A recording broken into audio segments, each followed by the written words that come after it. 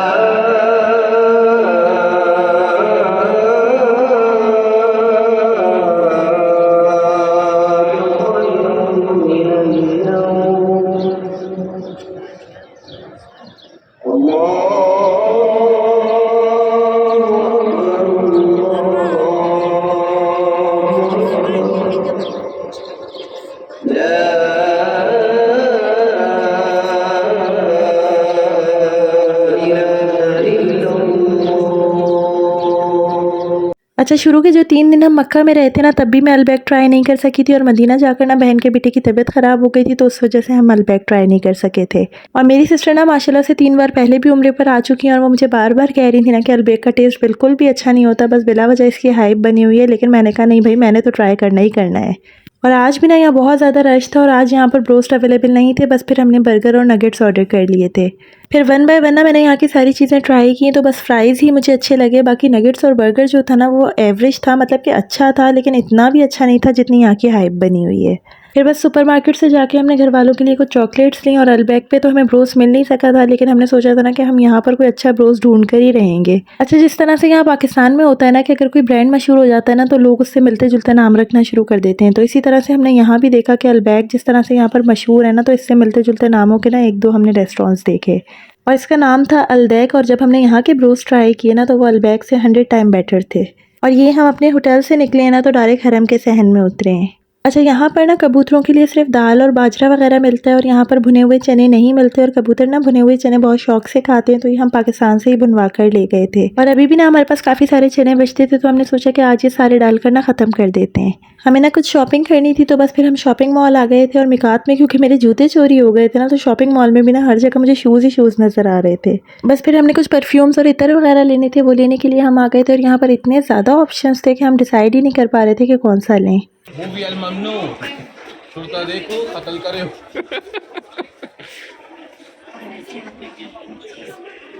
और अगर ये वीडियो आप लोग मेरे YouTube पर देख रहे हैं तो काइंडली मेरे चैनल को सब्सक्राइब कर दीजिए और साथ में बेल आइकन भी प्रेस कर दीजिए, ताकि जो भी मैं न्यू वीडियो अपलोड करूँ उसका नोटिफिकेशन आप लोगों को मिल सके। और अगर ये वीडियो आप लोग टिकटॉक पर देख रहे हैं तो इस वीडियो को लाइक कर दीजिए, साथ में मुझे फॉलो कर दीजिए और साथ में मेरे YouTube चैनल को भी सब्सक्राइब कर दीजिए। वीडियो अल ममनू and this one first take a shower with body and then अच्छा, मैं ना यहाँ पाकिस्तान से सोच के ही गई थी कि वहाँ जाके ना 1-2 चीज़ें ज़रूर लूँगी। एक तो मैं हेयर मिस्ट ज़रूर लूँगी और दूसरा जो है ना वो घर में जलाने के लिए बख़ूर लूँगी। मैंने काफ़ी सारे हेयर मिस्ट देखे और उसमें से मुझे काफ़ी सारे पसंद भी आए, लेकिन जब मैंने उसकी प्राइस पूछी ना तो बहुत ही ज़्यादा एक्सपेंसिव थे और मेरी रेंज से आउट थे। बस फिर मैंने घर में जलाने के लिए ना 1-2 फ्रेग्रेंसेस में बख़ूर लिया और मैं चाह रही थी ना कि मुझे भाइयों और बहन के बच्चों के लिए ना कोई अच्छे से प्यारे से छोटे-छोटे से गिफ्ट्स मिल जाएँ, और मैंने बहुत ज़्यादा ढूँढा लेकिन यहाँ कुछ भी मुझे पसंद नहीं आ रहा था। उसके बाद हम इस शॉप पर आए जहाँ कस्टमाइज़ गिफ्ट आइटम मिल रहे थे। वैसे तो मैं खुद भी कस्टमाइज्ड गिफ्ट आइटम्स का ऑनलाइन बिजनेस करती हूँ और इनमें से काफ़ी सारी चीज़ें ऐसी थी जो मैं खुद यहाँ पाकिस्तान में बनवाती हूँ, लेकिन बस मुझे यही हो रहा था ना कि भले से मैं छोटे-छोटे गिफ्ट्स लेकर जाऊँ लेकिन यहाँ से ही लेकर जाऊँ ताकि वो यादगार रहें। और यहाँ से ना ये मैंने मिरर्स पसंद किए थे, इसमें आप अपना नाम कस्टमाइज़ करवा सकते थे। फिर मैंने ये एक मारिया के लिए बनवाया और एक इफ़रा के लिए बनवाया। मारिया मेरी बहन की बेटी है और इफ़रा मेरे भाई की बेटी है, और जितनी भी आप लोग मेरी वीडियोज़ देखते हैं ना उसमें से 50% इन दोनों बच्चियों ने ही बनाई होती हैं। और घूम-घूम के ना हमें इतनी ज़्यादा भूख लगना शुरू हो गई थी और हम ना तकरीबन यहाँ की सारी ही चीज़ें ट्राई कर चुके हैं। बस हमने यहाँ का पिज़्ज़ा ट्राई नहीं किया था, तो हमने सोचा कि आज यहाँ का पिज़्ज़ा ट्राई करते हैं। अरबी में बोला है लिताकुल्लु मुश्किल अला तुल कलाम। और ये मेरी बहनोई और ज़ेबी, इन दोनों को ना यहाँ पर आकर अरबी बोलने का इतना ज़्यादा शौक हो गया था कि उल्टी सीधी अरबी बोल बोल के ना इन्होंने हमारा दिमाग ख़राब कर दिया था। और पिज़्ज़ा के साथ साथ ना हमने वही वाले दाल चावल आज ऑर्डर किए थे जो हमने सबसे पहले दिन यहाँ आके ऑर्डर किए थे, और ये टेस्ट में इतने ज़बरदस्त थे ना कि बिल्कुल पाकिस्तान याद आ रहा था। और यहाँ आकर ना मैंने बिन दाऊद सुपरमार्केट का ना बड़ा ही ज़्यादा नाम सुना था, तो मैंने सोचा कि चलो आज वहाँ भी विज़िट कर लेते हैं। बस फिर यहाँ से मैंने कुछ चीज़ें ली और उसके बाद हम होटल आ गए थे, और होटल के नीचे ना परफ्यूम्स की काफ़ी सारी शॉप थी। फिर कुछ परफ्यूम्स हमने वहाँ से परचेज़ किए। और आज ना हमारा दिल बहुत ही ज़्यादा उदास हो रहा था क्योंकि आज मक्का में ना हमारा आखिरी दिन था और आज हमें पाकिस्तान के लिए निकलना था, और हमारा बिल्कुल भी दिल नहीं चाह रहा था कि हम यहाँ से जाएँ। और मैं तो ना मुस्तकिल दुआ कर रही थी कि या अल्लाह पाक कोई ऐसा रीज़न बना देना कि 1-2 दिन यहाँ पर डिले हो जाए और 1-2 दिन मुझे और यहाँ रुकने के लिए मिल जाए। बस फिर हमने ज़ोहर की नमाज़ अदा की, उसके बाद हम खाना काबा के सामने बैठे रहे और हमारा वहाँ से उठने का बिल्कुल भी दिल नहीं चाह रहा था। हमने अलविदाई सलाम किया, कुछ नफिल अदा किया और ना चाहते हुए भी ना हमें हरम से बाहर आना पड़ा।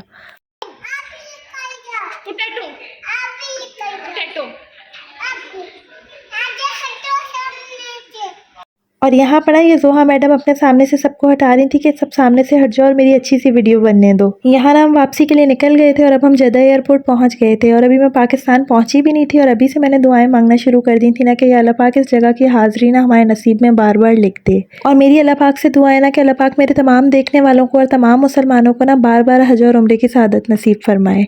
हम ना काफ़ी लेट हो गए थे और आज हम दोपहर का खाना भी नहीं खा सके थे और यहाँ कुछ अच्छा खाने को मिल भी नहीं रहा था। फिर बस हमने इंस्टेंट नूडल्स पे गुजारा किया। और बस इस जगह से ना मेरा खौफ बढ़ना शुरू हो जाता है क्योंकि जब जब मैं प्लेन में बैठती हूँ ना तो मेरे दोनों कान बिल्कुल बंद हो जाते हैं और उनमें शदीद दर्द शुरू हो जाता है। और टिकटॉक पर ना एक सिस्टर का मैसेज आया हुआ था कि अगर आपके साथ इस तरह से होता है ना तो आप बबल गम चबाती रहा करें। तो ये हैक भी मैं ट्राई कर चुकी हूँ ना, और ये हैक भी मेरे ऊपर काम नहीं करता। और यहाँ पर ना अल्हम्दुलिल्लाह से हम कराची एयरपोर्ट पहुँच गए थे और हमने ना घर वालों से बिल्कुल मना कर दिया था कि कोई भी हमें लेने ना आए, क्योंकि लेट नाइट हम पहुँचे थे तो हमने कहा था कि हम खुद ही घर वापस आ जाएंगे।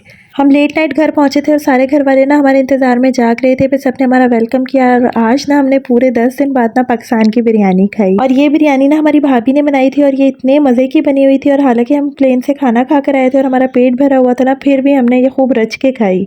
बस जी, फिर मैं अपने रूम में आ गई थी। और ये हैक मैं पहले भी बता चुकी हूँ कि जब भी मैं कहीं ज़्यादा दिन के लिए जाती हूँ ना तो मैं बेड पर ब्लैंकेट्स और पिलोज़ वगैरह रख के ना एक एक्स्ट्रा चादर से उसको कवर कर देती हूँ। ऐसा करने से ये फ़ायदा होता है ना कि जो आपकी बेडशीट होती है या पिलोज़ और ब्लैंकेट्स वगैरह होते हैं ना वो गंदे नहीं होते, और आप जितने दिन में भी वापस आए ना तो आते ही आपको बेडशीट चेंज नहीं करनी पड़ती। और बस ना फिर मुझे अगले दिन का इंतज़ार हो रहा था क्योंकि पूरे 10 दिन हो गए थे। मैं अम्मी से भी नहीं मिली थी और आयशा आयज़ा को भी मैं अम्मी के पास छोड़ कर गई थी, तो मुझे अपनी दोनों बच्चियों की भी बहुत याद आ रही थी। और यहाँ पर ना इतना सारा सामान बिखरा हुआ था, लेकिन मैं इतना थक चुकी थी तो मैंने ये सोचा था कि अब जो भी काम करूँगी ना वो सुबह उठ के ही करूँगी। वीडियो पसंद आई तो लाइक शेयर और कमेंट ज़रूर कीजिएगा, and please don't forget to subscribe my YouTube channel. अपना बहुत ज़्यादा ख्याल रखिएगा, दुआओं में याद रखिएगा। अल्लाह हाफ़िज़, बाय बाय।